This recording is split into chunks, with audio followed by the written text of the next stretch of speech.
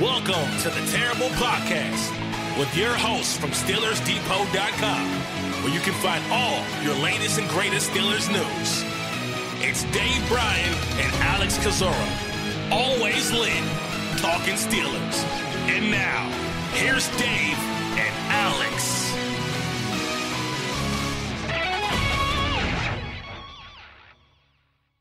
Welcome to the Terrible Podcast, Season 9, Episode 66. He's Dave Bryan. I'm Alex Kozora, SteelersDepot.com. Happy Friday to you, Steelers Nation. Hope you had a great Christmas. Let us be the first to wish you a Happy New Year. Dave, we got some big news today with Chris Boswell, but how you doing?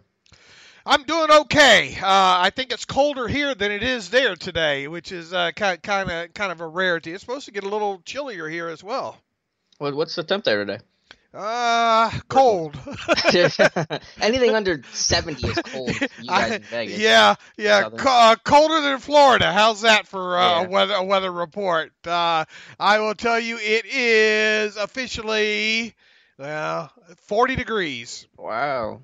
How about that? Well, you're not going outside anyway, so you're all right.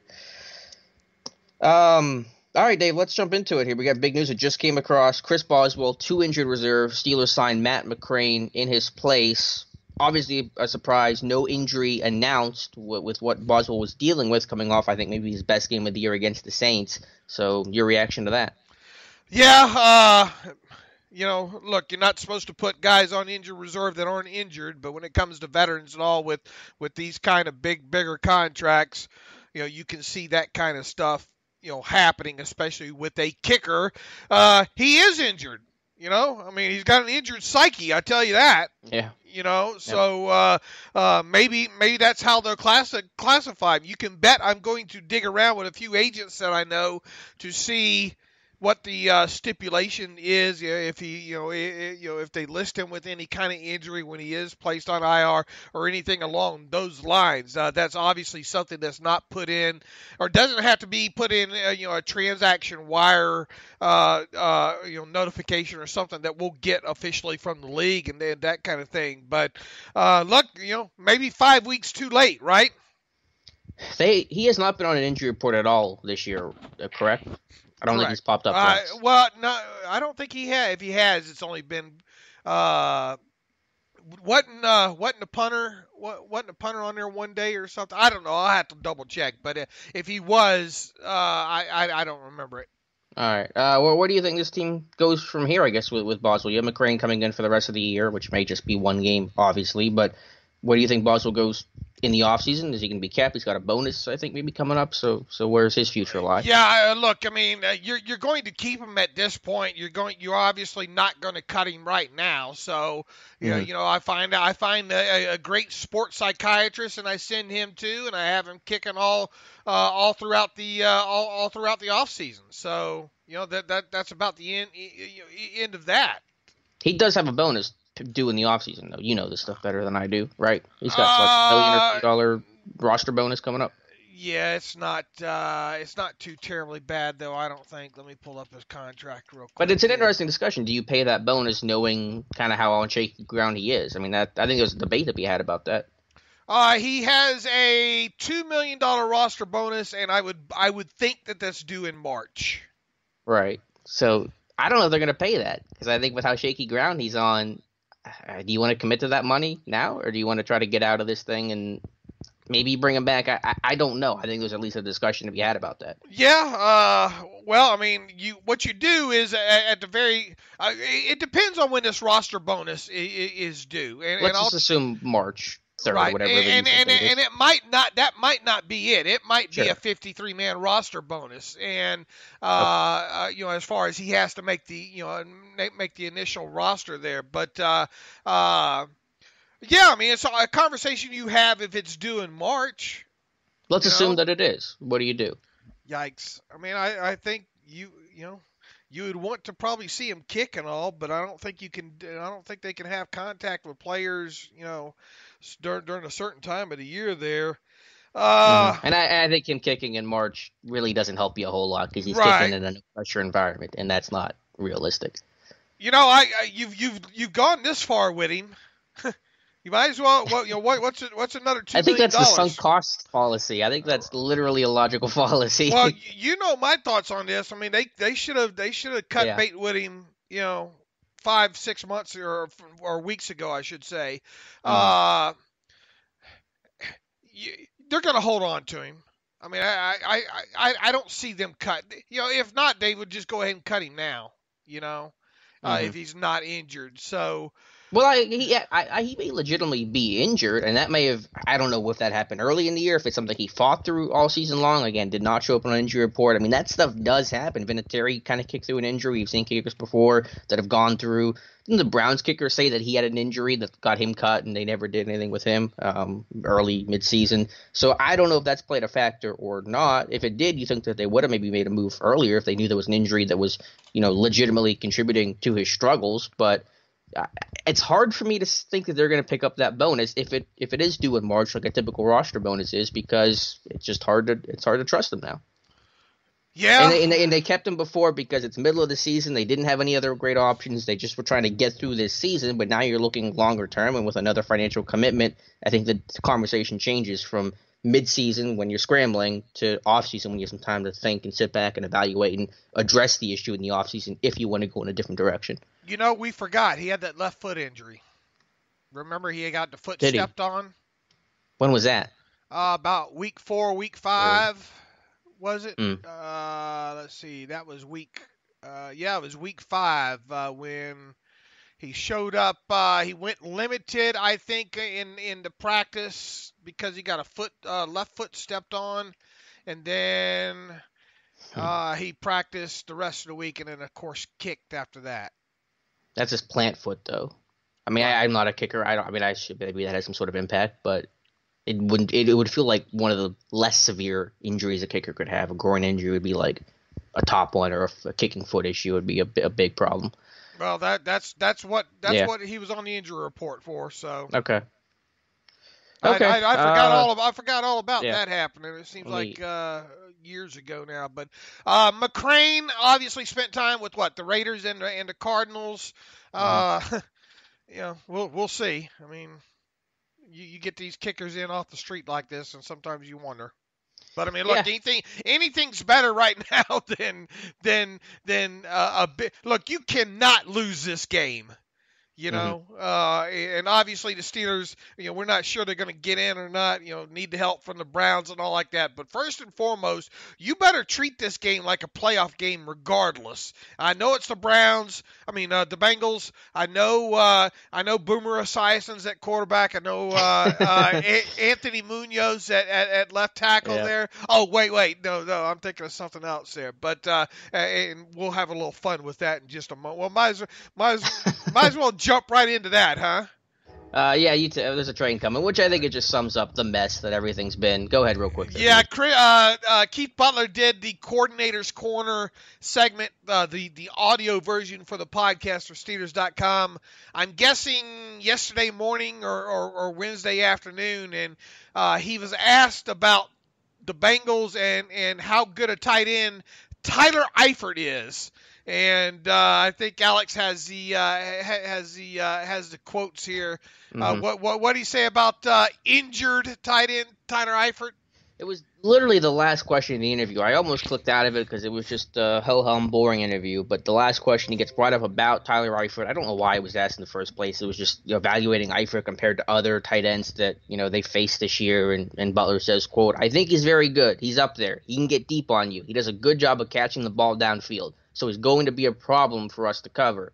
The problem with that, Tyler Eifert's been on IR since September with a shattered ankle. So I got good news for Keith Butler. He's not going to be a problem, but he's not going to play.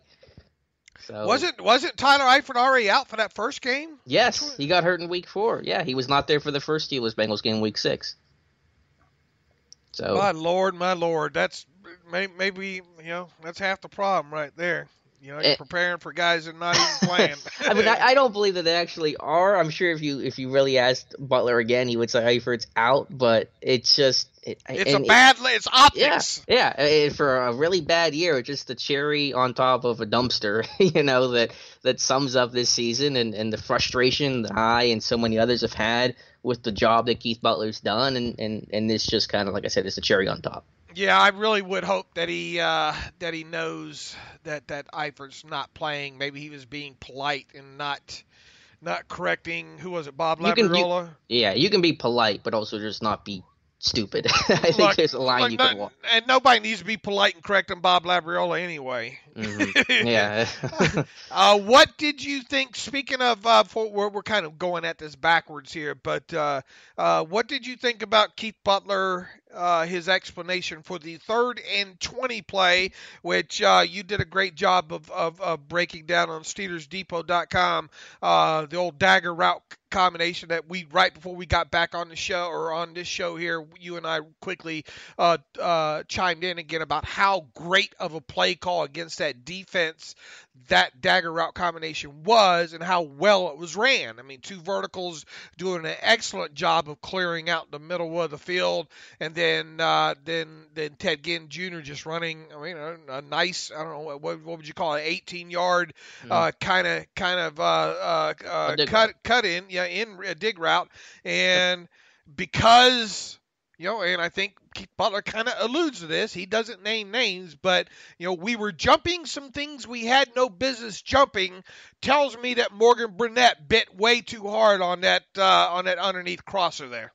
Yes, if you want to assign blame to one guy, it would be Burnett for not getting depth. But again, I think it's a really good concept from the Saints that drive route by number 1 is supposed to sucker in one of your shallower guys, so that's working by design. But Burnett probably needs to get depth there instead. But I understand why he did what he did, and it was a really good concept from the Saints. So it wasn't my favorite play call from Keith Butler, but on the list of things that have happened this season or even in that game, it was kind of lower down on the issues I had. It was a massively frustrating play. I'm still upset about that they gave it up, but if you look at the play call, I get why it happened, and it's not Butler's worst call in the world. It's just him getting out coached and out schemed, which I guess is a problem, but it wasn't a massive failure. But Burnett bid on it, and it opened up the dig route for Ginn.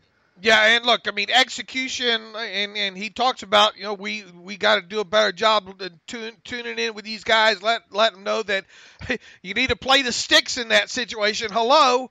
You got to have some awareness, and look, it's hard to coach every situation before it happens. Right. But you have a guy in Morgan Burnett, who's been around the league forever. You would hope and think that he would know, go ahead and let that underneath, go. If anything, you're thrilled if they throw underneath because you can rally to the football and tackle that thing for probably a gain of 7 or 8 yards at most. Is damn sure shouldn't get the first down. Then you're setting up for them to make a play within an even shorter field on, let's say, 4th and 12 or 4th and 7. I like my chances.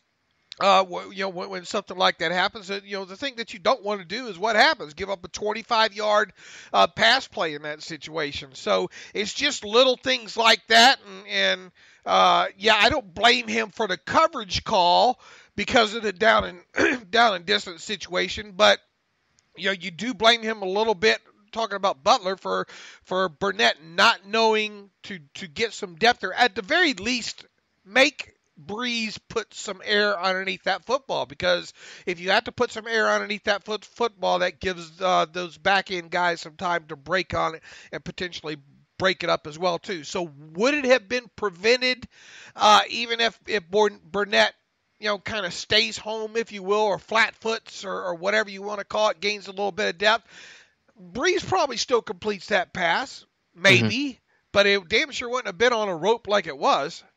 Yeah, at least would have made it a competitive throw. But Breeze probably gets it because he's the most accurate quarterback ever, and he probably finds a lane because there was a lot of space. But yeah, it was good to get the explanation. I appreciate the honesty from Butler. I will give him that credit. I know we've been really critical of him, but and like I said, Burnett's got to be done after this year. I get why they signed him. They tried to bring in a veteran presence. They didn't know how the draft was going to go, but with the injuries, his age, lack of athleticism, ball skills that are overall lacking. You got to move on. You got to find another dime guy, and that's another source of frustration because this team's tried so many different players at dime, whether that's Rob Golden or Will Gay or Burnett, and you just haven't found a guy that's stuck in a era where you need a great dime player, a great sub package player, and this defense has been missing that, and they haven't found the right guy yet. No, they have not. What are your thoughts on Cameron Sutton as this thing starts to wind down? For his season as a whole, or going into next year? Where is he at right now? I mean, you got third round pick in this guy, right? Mm-hmm. I mean, where is he? I still want to see him on the outside. I think he's a better outside corner than a slot guy. I think he has some ball skills, especially playing the ball vertically. I think in the slot he's below average against the run. He's not a good blitzer. His tackling still leaves a little bit to be desired. So I think they put him in the slot because he's kind of slot capable. There's not a lot of guys that can do that on this team right now. So that's why he's played so much there. But I hope he gets a chance for the right corner spot next year. Obviously, you want to make a potential splash at that spot to replace Cody and Artie, so maybe you do that with a big free agent move or a draft pick. But ideally, you go into next year saying Sutton's at least going to have a chance to compete for that spot or be next man up for that right cornerback spot, which I guess he kind of is now. It's hard to say. So it's been up and down. His play time has been sporadic, and I don't think they're playing him at his best spot. But hopefully next year, it's going to be a big make or break season for him. You're telling me he can't get on the field ahead of Cody Sensabaugh now, as smart of a guy as Cameron Sutton is? Yeah. Well, I mean, I thought, I've said for a while, I thought Sutton maybe should be given a better opportunity at outside corner. He has played there in Tennessee. He's played there a little bit for Pittsburgh. I think he could, succeed there. At least I'm interested to see how well he can play there. So hopefully for next year. If he can't do it next year, then, that's going to be a problem. You have maybe two cornerbacks on this team right now as you look toward next season. Well, three with Mike Hilton. And that's it. I mean, Brian Allen, nothing's going to happen there probably. Who else you got? I mean, Artie Burns has played, I was looking at that the other day, like 15 snaps since he got benched. Something like that. I mean, you want to talk about a guy that you need to get some help for during the offseason, it's him. At this point, there's just zero confidence level in him. So, it's hard to imagine him turning the corner back, coming back the other way. Who else you got back there? I would still maybe bring back Sensabaugh as a depth player, certainly not in the capacity he's had this year. I'd be open to that. I think you got to move on from Artie. Brian Allen, you can kind of go either way. Keep him around for camp, special teams, that's fine. But yeah, I mean, for me, and that's what I've said before, you can debate inside linebacker or outside linebacker. But for me, the biggest need I want to address first is that right cornerback spot because of how poor the secondary ball skills have been, the lack of playmakers. And one, that spot's wide open, and you can't go through another year of Cody Sensabaugh. And two, you might only have a year or so left with Joe Hayden, and we have to think about that as well. So eventually you're going to be replacing both of those cornerback spots. So let's get a jump on it early, get the one position figured out. That way you're not sitting here in 2020 saying we got both cornerback spots we got to deal with. Here's the problem. You're probably going to be picking, what, 23rd, 22nd? That's fake. No excuse. Well, then, there's what I'm getting at is it's so hard to get a good corner down that low. It's hard. It's pretty that for any position. William Jackson was 24th pick in 2016. You can find talent.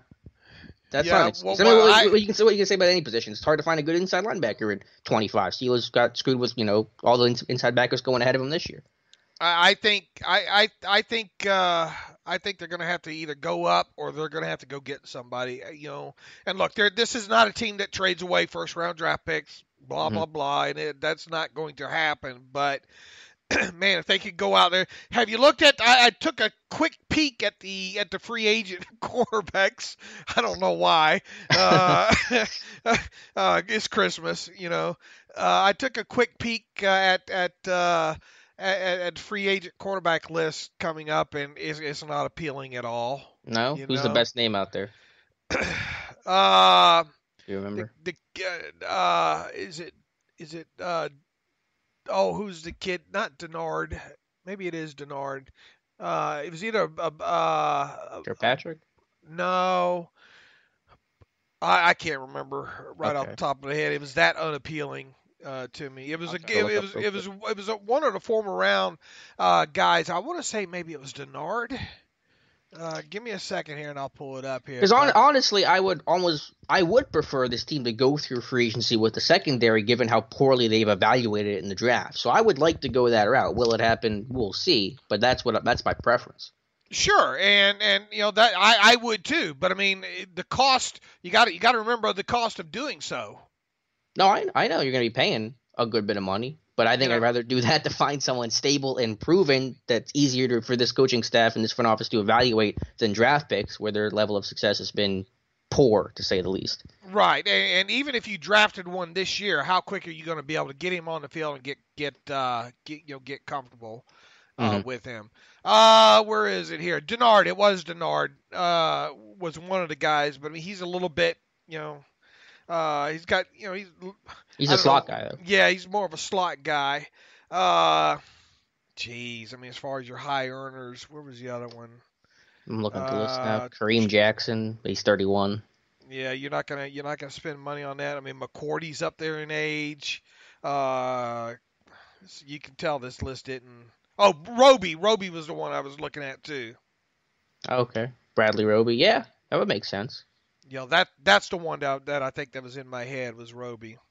Yeah, that might be the guy to go after. Jason Verrett wasn't hurt all the time. I'd like Verrett, but yeah, how old is he now though? I mean, time gets 28. away from you. Yeah, he's 28. He's got a lot of injuries. So, yeah, that list is not super appealing. So that's unfortunate. Right. And I mean, you got Eric Rowe down there from the Patriots, and that's a guy that probably should have. A lot of people wanted him drafted way back when. But yeah, this list is just yuck. Yeah, not a good list. So we'll save some of that for the offseason talk. But yeah, I mean, ideally, and again, that list is not really backing me up here. I would like this team to get a corner in free agency, someone that is more proven than trying to go through the draft for the reasons you said, but also for the reasons that this team just continually struggles to evaluate secondary talent correctly. So yeah, that's where that's at. Dave, I want to move on to the MVP. Weirdly debated for some reason. Like, people getting really mad about it happens every year. Does it? Yeah. Like it's more this year. Like the Pro Bowl snubs and all like that. Look, I would have bet you money that JuJu was going to win it. I'll tell you that. I think I even put up a poll the night before, on the Twitter machine. Only because I didn't think Ben would be voted it. You can make an argument that every year Ben Roethlisberger should be the MVP of the Steelers as long as he's healthy and plays in enough games. Yep. I mean, it's the old chicken and the egg argument, right? I mean, these guys can't catch these balls and have all these yards unless they have a good quarterback throwing them the football. The quarterback can't have all these yards and all unless he has somebody to catch the football. Kind of argument. But I mean, look, Ben is Ben stirs a drink. So I mean, I get why. And I guess the fact that he's only won it one other time previously has a lot of people chapped, and I get that as well too. Look, you're not going to get an argument out of me, and that's why I really haven't spent a lot of time on it because, I mean, A, we're arguing about something that, teammates vote for, and B, the insignificance of this is way down there at this point. So I get it. I guess that's how I got to leave it, is I get it. Obviously, Ben is the MVP, and if you're going off the literal most valuable player, of course, it's the quarterback. Any franchise quarterback is going to be the most valuable player to his team. I think that they don't vote for Ben with that understanding that literally everybody knows that without Ben, this team wouldn't have a prayer. So they give it to somebody else to shine the light on another player and let's celebrate them for a moment other than the obvious pick. Otherwise, Ben would literally just have every MVP award, team MVP award for the last decade. So, and JuJu's well deserving of it. And I think, and I don't know how much of a role it played, but I have to think that, because it's been such a tough week for JuJu and he's been so down on himself off the fumble against the Saints, this is kind of a nice pick-me-up and a kind of we have your back statement from some of his teammates as well. So I think that might have a bit of a component to it as well. What this kid don't need a sympathy vote. I think. Are you being sincere? Or are you? No, I'm not joking. He doesn't need a sympathy vote. No, but I think it's a nice gesture just to show, But one, he deserves it. But two, I think it's been a really bad week for JuJu, and it's kind of a good. It's a nice gesture because he's had such a tough week. A nice gesture is falling off a route and picking off a football.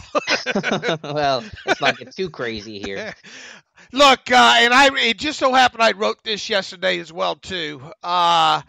If you ever wanted a reason to think why Ben deserved, not that you need extra reasons to think Ben deserved the MVP this year, man, the starting field position for this team this year has been absolutely horrible. And I knew it would be because it's the kind of thing that I try to make sure I hit on Twitter and post things during games and stuff like that this is their best starting field position this game or since X game or whatnot. So I already knew it was going to be down there. I pulled up the drive charts and all, and excluding kneel downs and all that kind of stuff. The Steelers' starting average field position this season has been their own 26-yard line, Alex, and that ties them in last in the league with the Atlanta Falcons. And if that's not bad enough, 34 of those 161 total offensive possessions started inside the Steelers' own 15. What's the math on that? 34 in what's the percentage of 34 into 161? College. Okay. Come on, college. I went to public school. 21%. All right, so 21% of the 161 total offensive possessions started inside the Steelers' own 15-yard line. Fortunately, Roethlisberger was able to engineer scoring drives on 55.9% of those 34 deep in own territory drives, with a whopping 29.4% of them ending in touchdowns. Now, the other side of that is, poor starting field position aside, the Steelers offense still managed to score points on 39.1% of their 161 total possessions. That did not include kneel downs. And to put that into some sort of perspective, it was way behind the top four teams in the league: the Saints, the Chiefs, the Rams, and the Chargers. So, even though they put up, great on paper offensive, net yard stats, every bit of them were needed because of the field position that this team has had. And then you tack onto that, the Steelers weren't, the offense obviously wasn't provided many short fields to work with this season. In fact, if you exclude possessions that included kneel downs, the Steelers offense only started eight. That's how many toes you have, right? 8. Speak for yourself. I think I got 10. Oh, okay. 8 possessions on the opponent's side of the 50-yard line this season, and 5 of those came in the team's first 5 games of the season. So 5 of those 8 possessions obviously ended in touchdowns, and another one ended in a field goal. The bad thing about that, what's been a byproduct of that, obviously, is not forcing turnovers when the opposing offense is in their end of the field, and right now we just settle for getting a interception in our own end zone, or in the Steelers' own end zone, if you will. That plays into not getting possessions in the opponent's territory to start, and special teams. Ta-da! And I think you wrote about this past week too, about look, Ryan Switzer, bless his heart. I like the addition. He adds kind of a jitterbug to it's kind of hard to cover out a slot on offense. He's been seemingly reliable on punts and kickoff returns. However, I think he's made a couple bad decisions at times. But they're not, for whatever reason, and no, we're not putting this all on Ryan Switzer, the return game has sucked again, and they're not getting returns into opponent's territory, and they've only forced, I think, 11 punts in total to be punted from within the opponent's 20-yard line. So there's so many with this post, so many different angles I could go with this post. But it's to show, man, the offense really has had to drive long fields a lot, and kudos to Ben Roethlisberger for that. And then additionally, it shows that, man, the defense just really has not held up their part in getting the offense some good starting position, nor has the special teams units. Yeah, no, that's great information. Thank you for doing all that legwork. Yeah, for me, it just comes down to two components that basically you mentioned. A lack of turnovers from the defense. You're not getting drives where you're giving your offense a short field, and lack of splash in the return game, where, Brian Switzer's averaging 20 yards per kick this year, which, since I think 2010 ranks like 172nd out of 176 qualifiers. So real down on the list, and that's not all his fault. And, he averaged 25 yards per kick last year, a really healthy number for Dallas. Comes to Pittsburgh, that number tanks to 20. That I think helps show that it's not all on him. It's partly a return issue. This team was 28th, I think, in the NFL last year in kick return average. They're 31st this year in kick return average. That's been a consistent problem for Danny Smith's unit, and it's an issue that runs deeper than just the return, man. It's a whole unit and operation and blocking scheme that's not been improved. And bless Rosie Nick's heart, he's responsible, I think, for a couple of those possessions in opponent's territory. Obviously, he knocked the football out in Carolina. That ended up being a meaningless possession, but you don't take that away from Rosie Nix because the Steelers were blowing them out at that time. And then a block punt was another one by Rosie, and That's 2 of the 8.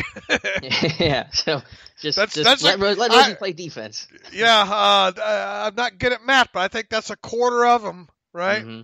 Yeah, it's just the total lack of splash from this defense. We addressed it, mentioned it before the year started, as the year was starting, as the year went on longer and longer. It's improved maybe a little bit with 2 interceptions the last 2 games, but the fact that we are so excited about 2 interceptions in 2 games speaks to kind of how starving we are for those impact plays that are routine around the rest of the NFL. They just got to, if this team somehow makes the playoffs,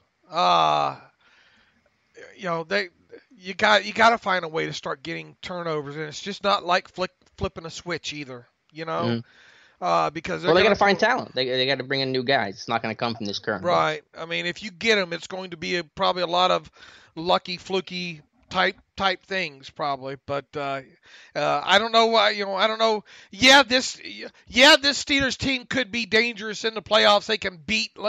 We've said it now for several weeks now. This team can beat any team, and this team can lose to any team as well. And unless I've talked several times about how once the teams get in the playoffs, they usually need the defense to win a game or 2 for them. I don't think this is a droid you're looking for. Hey, there's a cultural reference, Dave. You're getting in touch with the kids these days, aren't you? Yeah, I'm lit. Okay, well, that ended in about 5 seconds. That was a good run we had. Yeah, I mean, we can talk about definitely more of that in the offseason. It seems like we're going to have a longer offseason than usual to delve into all the problems and all that. But where do you want to go from here, Dave? Injury report. James Conner practiced again on Thursday. So, look, I'm not sure I want to bet the house right now, but, 2 practices in a row after being out the last 3 games, it's looking good for him. Even if he does play, I don't know if any of you play the old daily fantasy or have your fantasy championships this week. That's going to be a tough decision to make right there. I mean, obviously, if Connor's active, he's going to get some work. But I think in so many words, Randy Fichtner said during his press conference on Thursday, they're going to find a way to get to use him as well. And I think, I don't think that's bad other than the aspect of the whole pass protection thing, which James Conner James Conner made nice strides in that this year. We sure hope that Jalen Samuels is able to make the same kind of strides next year. But I could foresee kind of a mix and match of those 2 guys, talking about Connor and Jalen Samuels on Sunday against the Bengals. One guy I'm pretty sure you're not going to see is Stephen Ridley carry the football. In fact, I don't know. Do you make Ridley inactive this week, Alex? Yes, I think, and I know that you don't have to make a roster move, but if you want to make some sort of roster move, I have no problem with cutting Ridley because I think Edmonds gives you some special teams value. So if they cut Ridley outright, I have no problem with that. I will not be surprised. I was trying to go through the inactives through my head this morning. I was thinking, well, you got both these running backs back, and Edmonds is. I want Edmonds out there on. I mean, I know Edmonds hasn't. He's not showing up on any clips for us or anything. He's running on several units though. He's gotten time. Right. So I think and look, Ridley fumbled last week in a key situation in that game. Why not put him down this week? So I think there's a good chance we see that happen if Connor is able to go there. Yep. The rest of the injury report. What do we have? We got Sean Davis with a quad. Vince Williams with a toe. I rewatched. I'm a glutton for punishment, man. I rewatched that game on NFL Network again. I don't know why. Something about I have it here on the computer. I can turn it on anytime, and I do. But when they show these replays in the middle of the week, sometimes in the Steelers game, I get suckered in sitting on the couch. Was that what you were tweeting about last night? I just saw you tweet no. Yeah. Is that what it was about? Yeah, that was right after the Ridley fumble. Hey, you confuse me so much on your timeline sometimes. I know. I should be more. Probably people wonder what goes on over here, and look, it's a circus over here. I promise you. I rewatched that last night and trying to figure out when exactly it was that Vince Williams hurt his toe, and I think it came somewhere late in the third quarter, early fourth quarter. But it's hard to. He just kind of flexes that foot, I think, at one point. It's hard to see when he actually maybe one of those blitz pickups of his, he went tumbling through the air. He got blocked low by, was it Kamara or Ingram? I don't forget which one, but he went tumbling through the air. It might have been that one. But Vince Williams and Sean Davis both set out practice again on Thursday. We'll see what the Friday injury report says. I mean, it's never a great sign when you have guys missing back-to-back practices like that, with knowing their injuries ahead of time. One other guy that missed a back-to-back practice was Antonio Brown with some sort of knee soreness. I don't think I'm worried about him. I will be if he doesn't work today, but I think he'll be fine. But I think in a nutshell, Ramon Foster was given a Veterans Day off on Thursday, but everybody else practiced fully. So I think the guys to watch here are Sean Davis and Vince Williams on the Friday injury report. Yeah, and we'll see what happens with those guys. They're pretty tough guys. They haven't missed a ton of time, so if they can be out there given everything that's on the line, I think that they will. But like you said, we'll see what happens Friday. Dave, real quick, the Bengals injury report is the one that looks. Yeah, a lot of big names on there. Tyler Boyd with a knee, Vontaze Burfict concussion, linebacker Jordan Evans with an ankle, Drake Kirkpatrick with a shoulder, and cornerback Tony McCrane with a hamstring all failed to practice again for a second consecutive day on Thursday. I'll tell you this, Boyd's already was inactive last week. He's still trying to overcome a knee injury. I don't know why in God's name you would play him this week. And you probably agree with that as well. Vontaze Burfict during the game against the Browns about 2 minutes. I was watching that game night before last. Come out of the game, I think around 2 minutes left in the first half with a concussion. That's his second one in a month. They believe it's his seventh of his career. There was an article or a report a few days ago that Vontaze Burfict's career might be in jeopardy now because of this.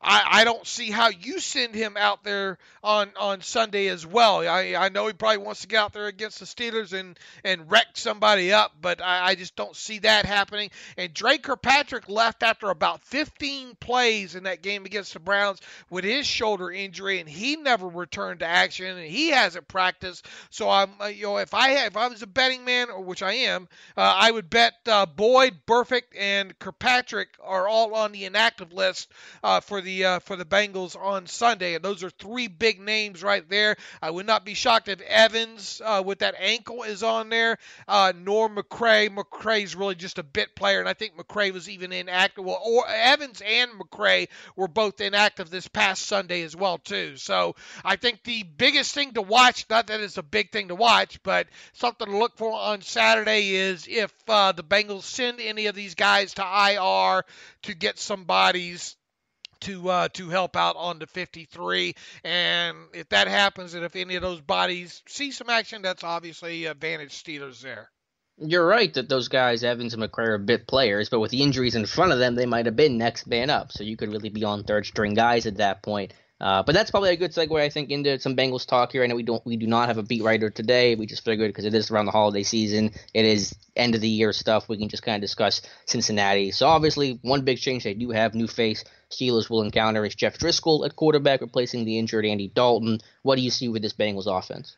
Oh, what a mess! It goes through Joe Mixon. That's for sure right now. Remember C.J. Uzomah when he came out a few years ago? I mocked him. You were a big fan. I was a fan of C.J. coming out of Auburn. I thought he would have been worth. Where did he end up going 7th round anyway? Didn't he, or was he undrafted? He was either a 7th round or a 7th guy. Fifth round actually.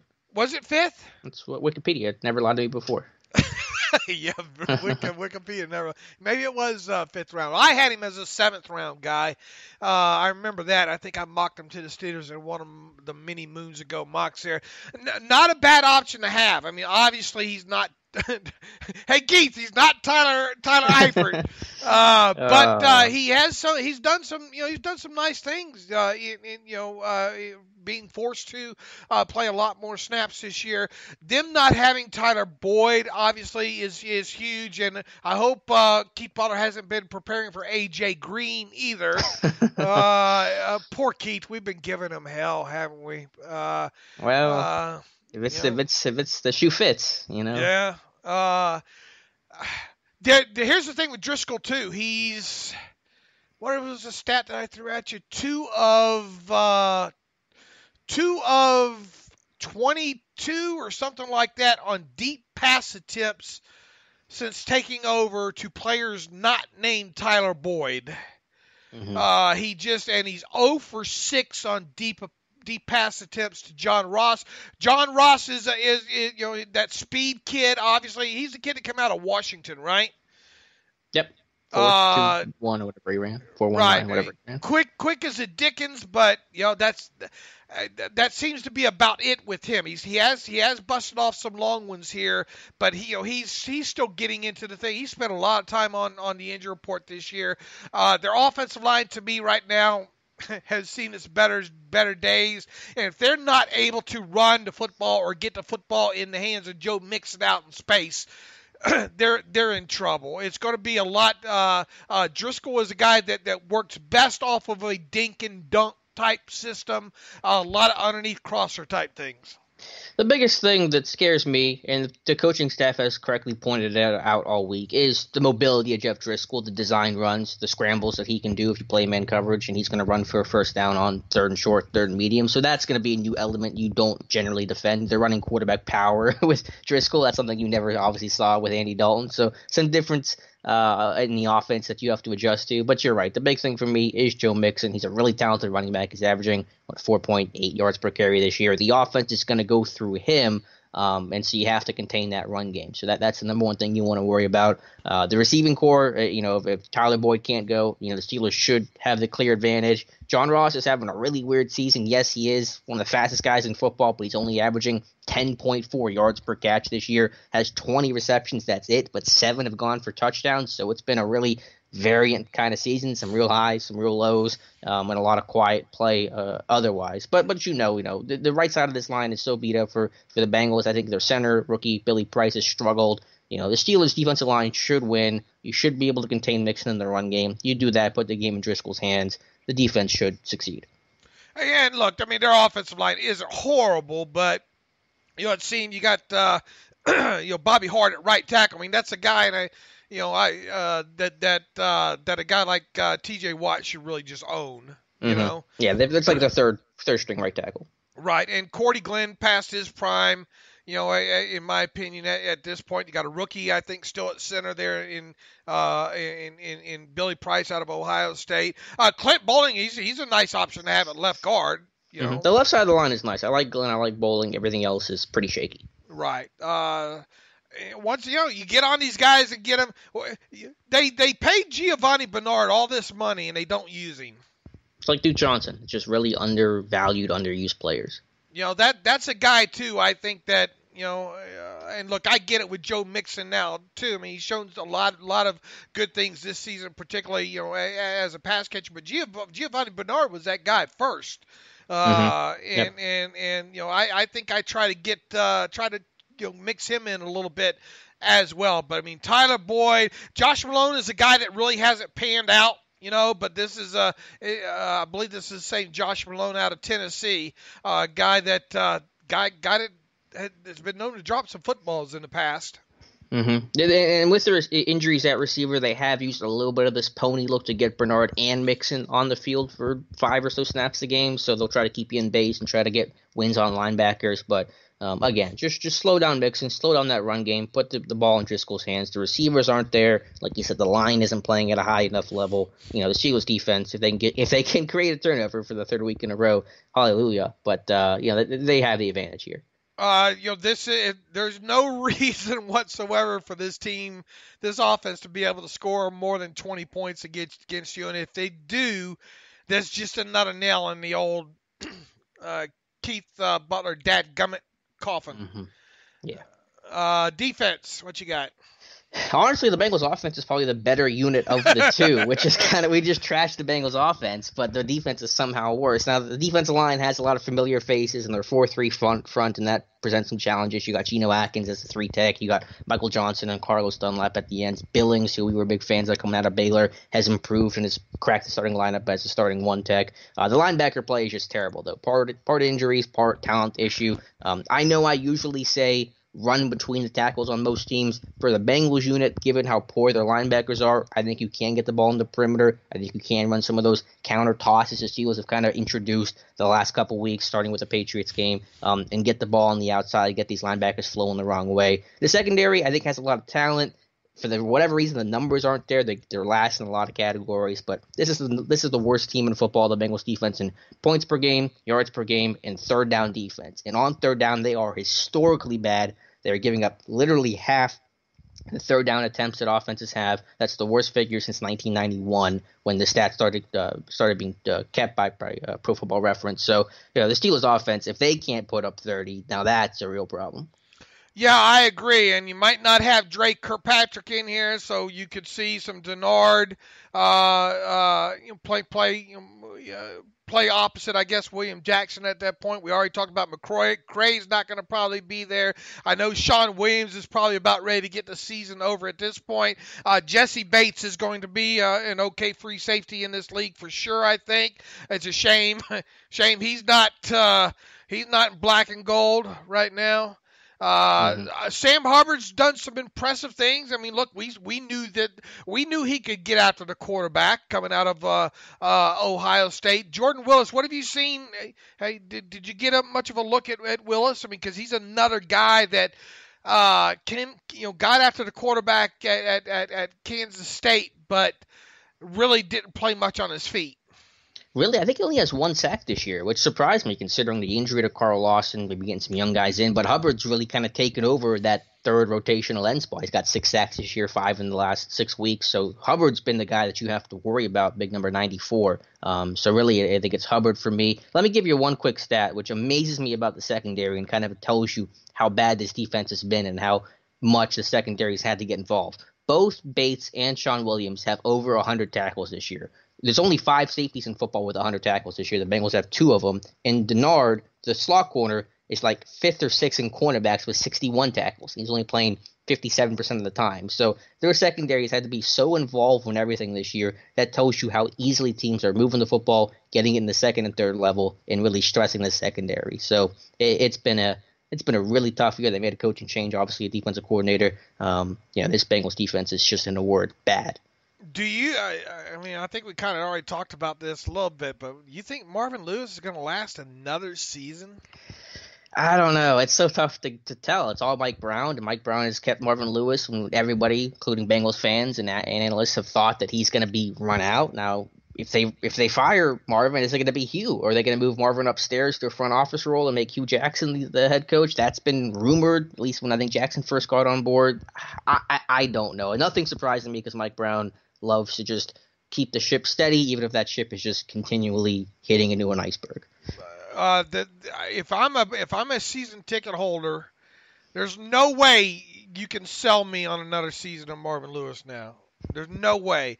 And I think Marvin Lewis is a good guy. I think he's a good defensive coach as well too. But I think his time, and we don't know how tight his hands are tied there, because Mike Brown and his daughter, his daughter, they make all the decisions on that team, so he maybe it would be a welcome change for him. But I can see Marvin, I don't know, maybe getting more in an administrative role after this, because obviously he's up there in age a little bit now on top of it there. But you definitely see how they treat him. In short, yeah, I'm with you. The Steelers should put a 30 to 40 burger on these guys in a heartbeat. Just don't turn the football over.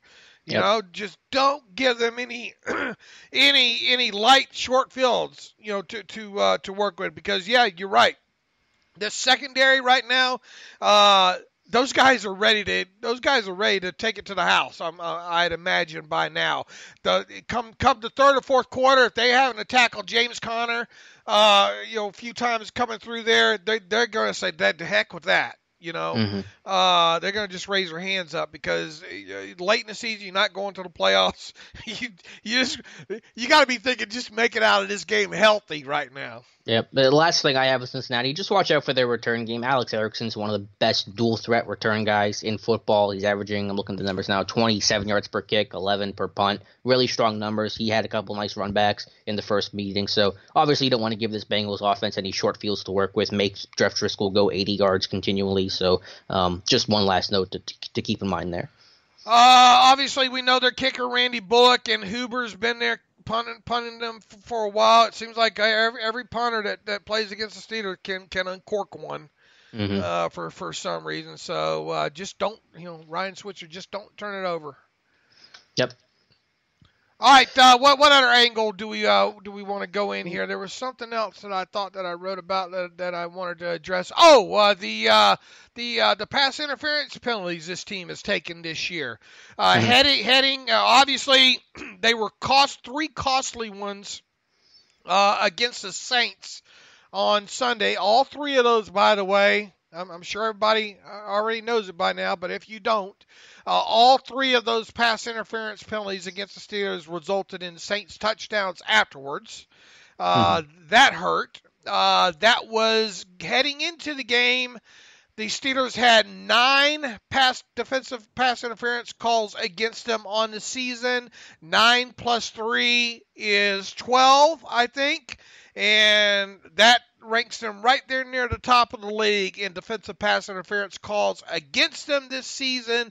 Only the Saints, the Chiefs, and the 49ers have had more pass interference calls against them. Those 11 of the 12 accepted penalties, defensive pass interference penalties against the Steelers this year, have resulted in 209 yards against them.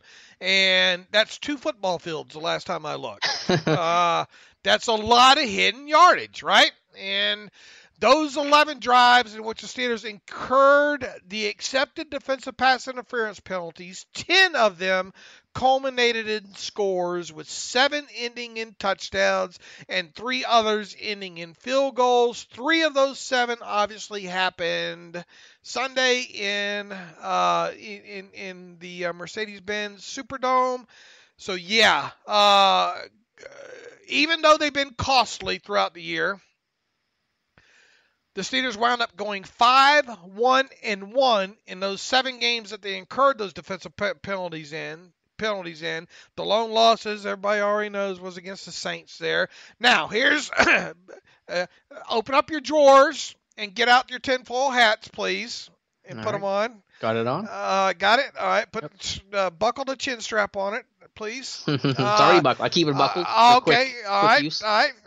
The game in New Orleans, in case you need reminding, was officiated by Craig Worlsted's crew, who also officiated the Steelers' Week 9 road game against the Baltimore Ravens. That included, wait for it, 3 defensive pass interference penalties being called against the Steelers. So 6 of the Steelers' 12 defensive pass interference penalties called against them this season were called by the Craig Worlsted crew.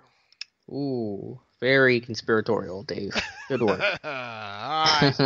In case any of you care, which probably not a lot, Joe Hayden and Artie Burns are now tied for the team lead in defensive pass interference penalties with 3 each. Joe Hayden, of course, his 3 all came in the last 2 weeks. Artie Burns, I think his 3 came like the first 3 weeks. I'm crying. Oh, it hurts so much. Of the season. Safeties Terrell Edmonds and Morgan Burnett each have 2 DPIs each, and Cody Sensabaugh has 1, and that one was declined because it happened during a touchdown. That was the Browns game, I think, on Callaway. You are correct, sir. You don't even remember the Johnny Carson show, do you? I barely know Johnny Carson, let alone the show that he had. Ed McMahon. He was the king of late night, right? That was him. Do you know who Ed McMahon was? Yeah, Ed McMahon show and is that the Ed Sullivan Theater? No. Ed McMahon was Johnny Carson's sidekick. Yeah, two different guys. Ed McMahon would always, when Johnny would say something correct, Ed McMahon would go, "You are correct, sir." So that's. Remember when I said that you were in touch with the kids these days? I'm going to retract that statement. I'm in touch with the older. I'm in touch with the older, less educated segment of the of the listenership. I think the older, educated segment. I think we've lost that. Do we ever have it? That portion? Yeah, I think at one point maybe, but all right. Where do we go now? Why don't you tell us about our friends at MyBookie, then we'll get to a couple reader emails to close out the show. Yeah, and look, I mean, if there's ever a week maybe to make some money, these final weeks here they're to me a lot easier to handicap there. But bowl season here, did you watch the Cheez-It Bowl? I didn't. I don't know if I'm happy or sad about that because it seemed like the worst game ever, but also the best game ever. But it looked like a fun time. I unfortunately watched a lot of the second half of that one. But the game last night between Baylor and Vanderbilt, that was a good game to watch there. But, folks, bowl season is here, and it's time to get in on the action with MyBookie. Don't be the guy or gal with no rooting interest as your relatives or friends sit around watching the game. Not this year when there are a record 41 bowl games to bet on, including the national championship on January 7th. By the way, young Daniel on the site, Steelers Depot, is doing previews of all these games as well too as some of the draft names to watch. So hopefully you're reading those. We appreciate the hard work Daniel's been putting into that for us. He's done all the bowl games and will do all the bowl games by the time they're over there. But it really is the most wonderful time of the year. Make sure you're ready for the daily action by signing up at MyBookie today. They pay fast when you win. Ownership really cares about good customer service, and they offer the craziest props online. When you bet, where you bet is just as important as who you're betting on. And if you want to make money during bowl season, you got to go to mybookie.ag. I trust them. I use them, but you don't have to take my word for it. Check them out for yourself. Join now. MyBookie will offer you a 50% bonus to make sure that you have a nice bankroll for the bowl season. Use promo code TERRIBLE when you deposit to activate the offer. That's promo code TERRIBLE, and you use that at mybookie.ag. And at MyBookie, you play, you win, and you get paid. My mic was muted. Dave, we got some reader emails we want to get to too. Yeah, Before we close out do, the show. and I think a few of these are kind of long too, but we'll try to get through some of these here. Glenn Pappas, thanks for the work you guys do. Do you think there's any chance that Keith Butler goes back to being a linebackers coach? Joey Porter gets let go, and the Steelers find a new defensive coordinator. I think we've kind of given our thoughts on that already, Glenn. Look, I don't think we'd be surprised. Would Keith Butler take a step backward? Would they even want him to go backwards at this point? I don't know. I was just kind of spitballing that more as an option there. I really think maybe if you cut bait, you probably end up cutting bait for good with him. So I would think that, and yeah, I do think there's a chance that Keith Butler's gone for several of the reasons that we've unfortunately had to mention over the years. We always try to make sure we're not impulsive when talking about, oh, fire this guy, fire that guy. It's just not how we work, because it's just not how the Steelers work. But I think they've given him enough rope here with Keith Butler, and barring this team making a deep run into into the playoffs, and that's assuming they get in, and them making that deep run because of some good defensive play. I just don't see how you can keep them. Same with Joey Porter. I mean, what does Joey Porter really bring to this outside linebacker group? And I don't think it's a lot. And so yes, I think there's a chance that a few of these guys on the defensive staff, including Butler, go. And yeah, I do think that they find a new defensive coordinator. And as far as choices is, let's not even go. Let's let them fire the first one first before we get into the second one. I mean, you could go several different angles with it. There's a few head coaches that might around the league that had defensive coordinator background that could be looking for jobs as well too. Alex.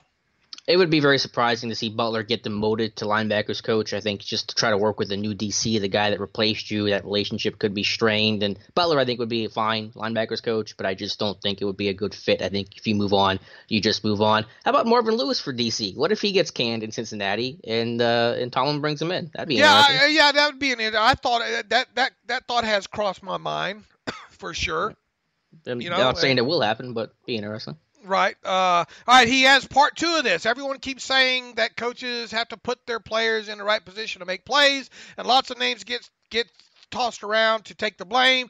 Through the transitive property of leadership, it seems to me that Mike Tomlin ultimately responsible for this and team's shortcomings year after year.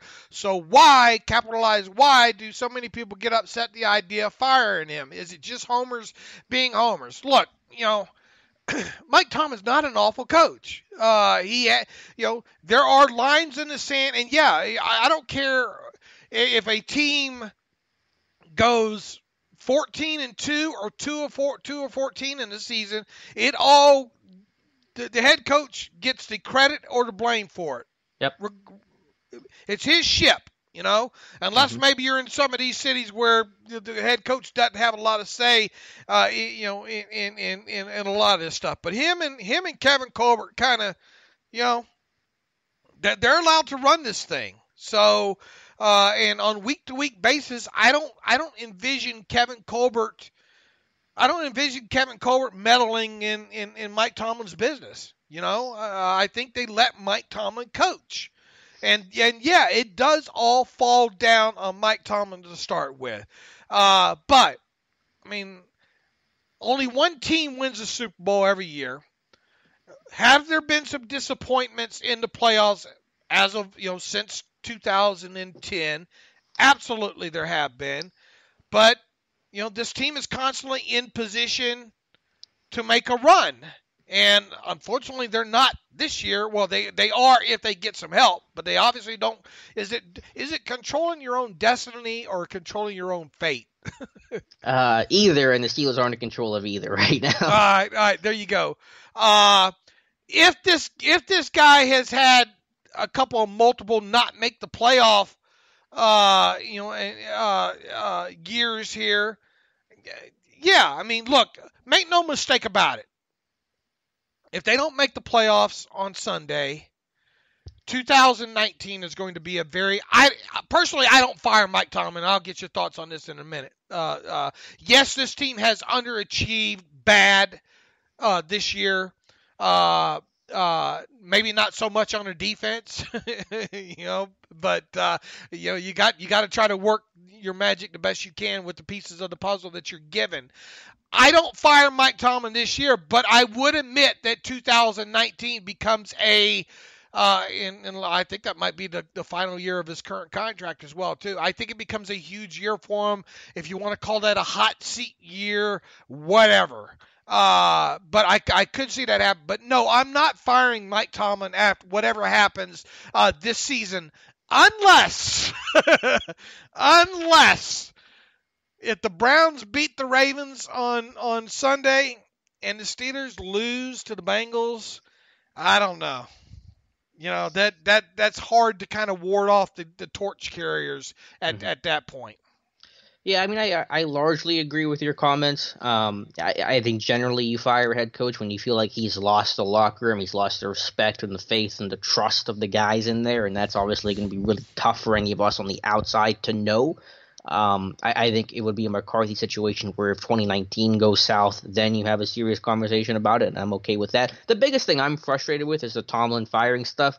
It's just and I get it's fandom and that's how it goes with really anything, but the inconsistency of it. You lose to Oakland, fire Tomlin. You beat the Patriots, okay, Tomlin can stay. You lose to the Saints, fire Tomlin. Like, you can't go through that process of back and forth, and this week he's cool, this next week let's fire him. That's the frustrating part to me, and that's why I kind of push back on some of the notions. So largely I agree. Yes, the blame needs to go on Tomlin for the underachieve and the disappointing season. We didn't even get to the James Harrison comments, but I think Harrison was fine in the first part of it, saying that the blame goes on him. That's fine. He's the head coach. He has to accept that responsibility. But, I don't see a firing happening this year.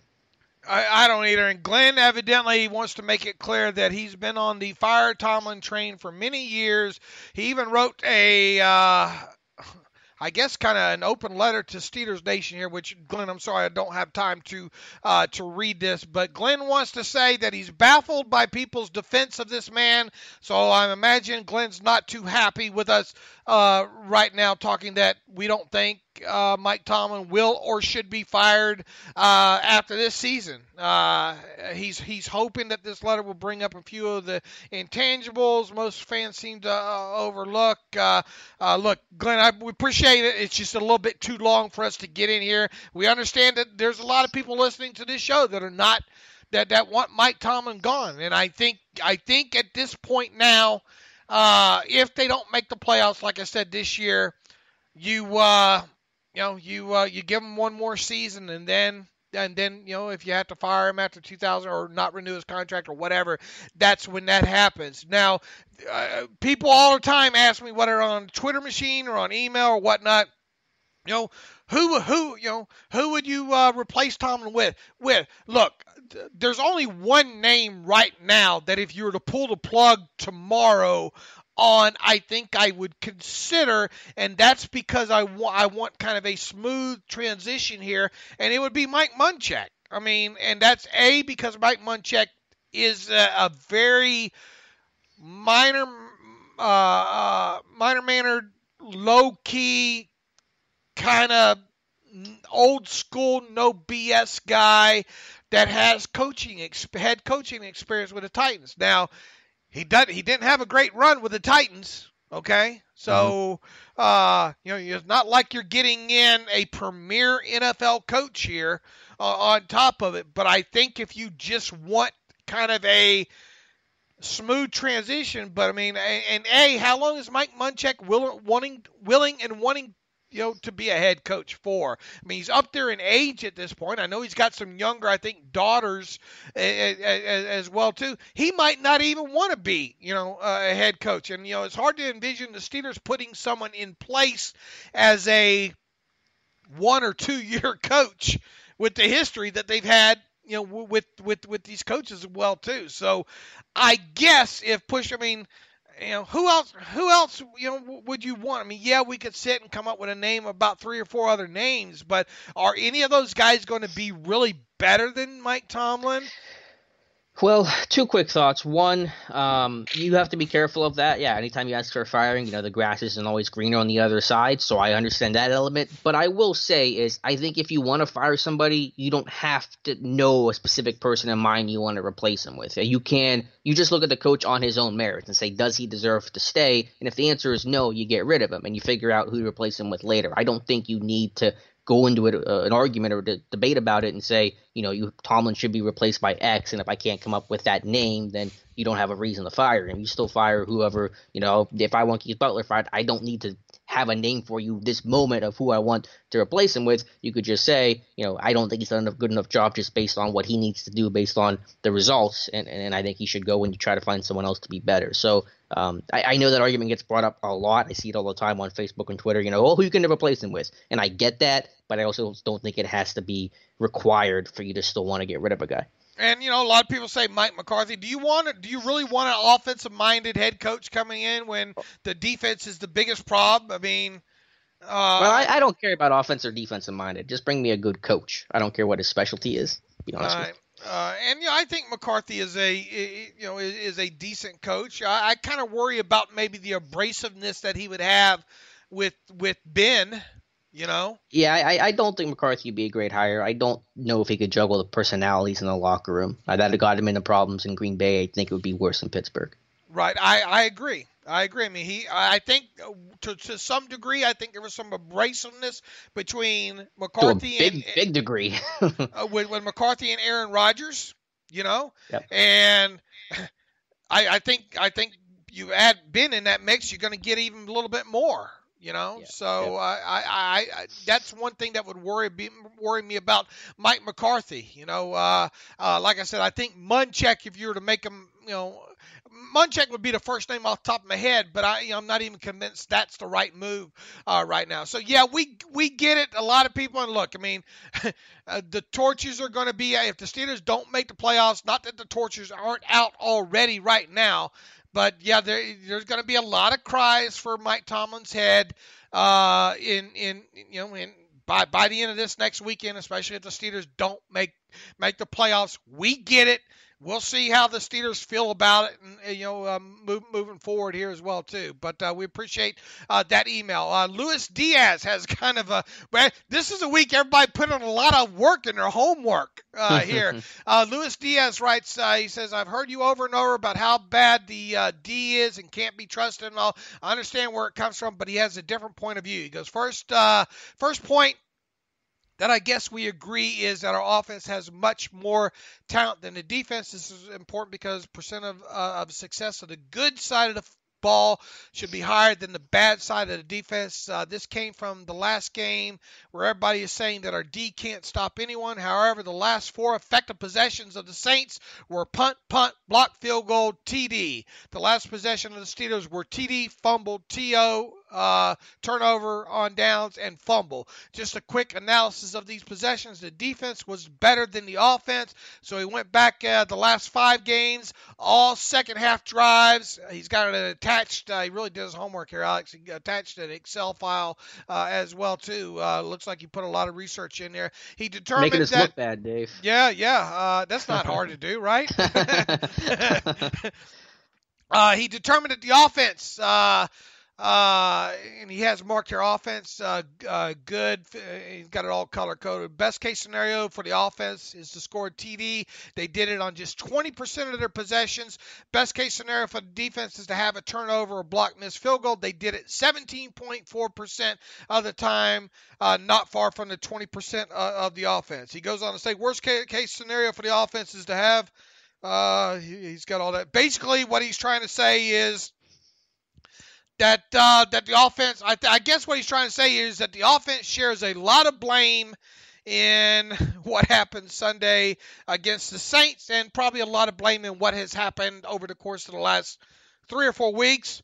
Hey, we feel you, Lewis. What we do, I mean, you point to the turnover. You just cannot turn the football over against a good team, like the Saints in the fourth quarter of the game. Mm-hmm. Yeah, you gave him 2 possessions in the last 10 minutes. Right. Don't turn the football over. That's one. 2, The Steelers' turnover differential right now on the season sits at -10.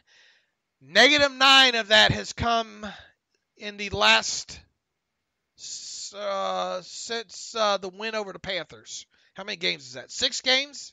That was week 10, the Panthers game, so whatever the math is, yeah. And that was a great stat because I had somebody, and it was a fair point, said, well, weren't the Steelers -5 after the Browns game, which they were, but they corrected it, and then it's still bad. So it's not the Browns game skewing it, it's the totality of it. They got back to, if memory serves me... You said -1, right? -1, I think they got back to, yeah. After being -5 in week 1.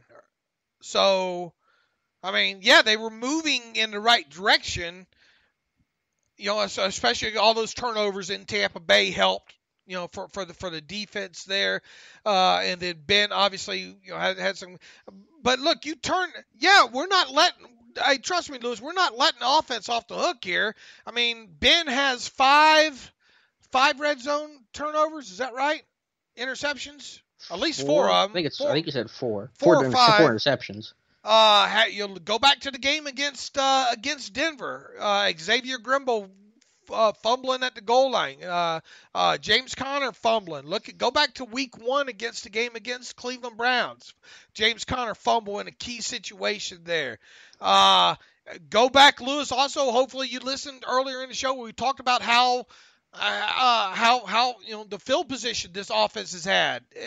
I don't care how good an offense you have. It's hard to expect them to drive 74, 75 yards every drive. And I realize it's not every drive, but I mean, how many times a game has this offense gotten the ball even on the plus side of their own 40-yard line? And the answer is not a lot.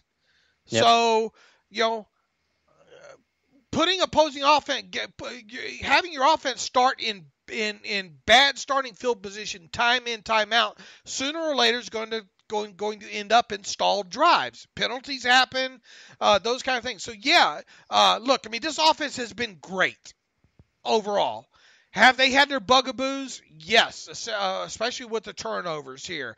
Against the Saints, should they have put up more points on the board? Yes. I mean, as Alex talked about, me putting no on Twitter, that Ridley fumble was in the Saints into the field. You were driving and they weren't stopping you at that point too, and you're running the football during the drive too. You know, you had a lot of things working in your favor there. You were killing clock.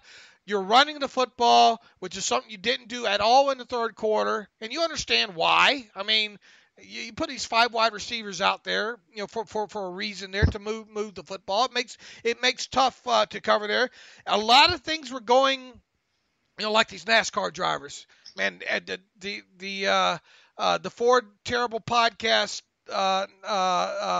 car was running great today until we blew an engine. Dave, I'm sorry to interrupt you. I have a hilarious update to the Keith Butler, Tyler Eifert story. It was posted on Coordinator's Corner, which they post every single week on Steelers.com. So they have taken down that audio. They have removed the page of Butler audio. Lord. Of Butler saying, I literally was going to grab it after the podcast to videotape it just in case they did take it down, because I was legitimately thinking as we were talking that they were going to, because it's kind of blowing up on Twitter right now, that they were going to remove the page. They already have. So that's fun. That's a good time. That's not great press, right? I mean, the Saints pulled down last week. They pulled down the locker room interview with Cameron Jordan after it went viral there. Yep. So it's not there, but I promise you, I don't know if you listened to it. Did you listen to Coordinator's Corner? Or did you not see it until I wrote about it? I didn't see it until you wrote about it. Well, hopefully someone else has listened to it. But I promise you, the quote's there. And I promise you that you were the one that instigated all this. Oh yeah, because I don't know if you saw it. It's going pretty big on Twitter right now. Great. All right, man. I want to read some more of these, but I think we're running out of time here. We need to do our picks real quick here. That's a great update, dude. That's too funny there. Okay, we have the Dallas Cowboys. Make these quick, Alex. Dallas Cowboys at New York Giants. And Giants at home, laying 6 against the Cowboys. Nah, give me Dallas. Give me Dallas plus the 6 as well. Kansas City at home, laying 14 against the Raiders. Yeah, KC. Give me the Raiders plus the 14, only because I think that this Chiefs defense isn't all that, man. And I think the Raiders looking to close out the season, with some positive things on offense. So I don't think the Raiders win this, but give me the Raiders plus the 14 points. Carolina on the road against the New Orleans Saints. Saints laying 7. It's who the Panthers even have a quarterback? Kyle Allen. Give me the Saints. Give me the Saints. Even if they're resting guys. Yeah, give me the Saints minus 7. New York Jets on the road against the New England Patriots. Patriots laying 13 at home. I don't know. Give me the Jets to cover.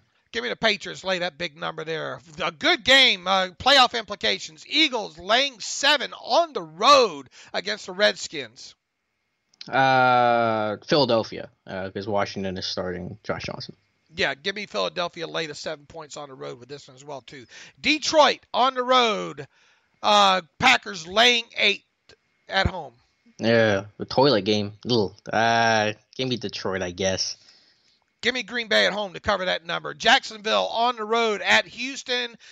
Houston laying 6.5. Houston. Give me Houston lay the 6.5 as well, too. Cleveland Browns on the road at Baltimore. Baltimore laying 5.5. Cleveland, just because I wanted to have it. I'm going to convince myself. No, wait, I'm going to pick Baltimore because that means I'll be wrong, and I want Cleveland to be right. So Baltimore is my pick. Look, I'm betting on Cleveland this week. I'm gonna bet the money line as well too. This is gonna make no mistake about it. I think this is gonna be a good game. I mean, we talked about it. You got to make Lamar Jackson throw the football in this one. Cleveland just needs to let it all hang out there. They've been able to move the ball some offensively. They've been doing some good things defensively all season. Talking about the Browns. Look, the odds are for a reason. Baltimore's favored for a reason because they're at home, yada, yada, because Baltimore's playing good defense, all that. I get it. But I think Cleveland matches up well. Give me Cleveland plus 5.5. Give me Cleveland to win this one outright to help the Steelers out. Atlanta Falcons on the road against Tampa Bay. Atlanta laying 1 on the road. Give me Atlanta, I guess. Yeah, Deshaun Jackson's complaining and all now. Just what a mess. Give me Atlanta lay the 1 on the road. Dolphins on the road against the Buffalo Bills. Bills laying 5.5 in this one. Yeah, Buffalo. Josh Allen's played well. I'm going to go Buffalo in this one. Give me Miami to pull up the upset right here. I'll take those 5.5 points on the road. Colts at Titans. This is another game that if things don't go if Steelers win and the Baltimore Ravens beat the Browns, Steelers fans will be hoping for an asteroid because they would need this thing. They would need this thing to end up like the First Responder Bowl. Oh yeah, right. Like it never happened. No contest. I don't think this is going to end up in a no contest. Colts are on the road, favored by 3. I'll go first here. I think Andrew Luck and that offense is going to be too much. I think that defense is playing okay enough for the Colts. Marcus Mariota coming off of stinger, whatever. Give me the Colts, lay 3. Yeah, give me the Colts. And credit to them for their big turnaround. It's a great job by Frank Reich and company. It sure is. Look out for them if they get into the playoffs. Chicago Bears on the road getting 4 points against Minnesota. Kirk Cousins hasn't played great. Give me Chicago to do that on the road. Yeah, give me Chicago plus the 4 points on the road as well, too. The Chargers on the road against the Broncos. Chargers laying 6.5 on the road. Yep, give me LA. Give me LA as well, too. Arizona Cardinals on the road. Seahawks laying 13. It's a tough one. That's not a tough one, am I saying? Give me Seattle. I think Arizona covered. I think Seattle wins this. Yeah, Arizona's just so bad. Steve Wilkes is on his way out. I think it's just done. Yeah, I think Arizona covers barely in this one. Give me the plus 13. San Francisco on the road at the Rams to close out their season. The Rams laying 10 points. Yeah, give me the Rams there to win by 14. Yeah, this is another one.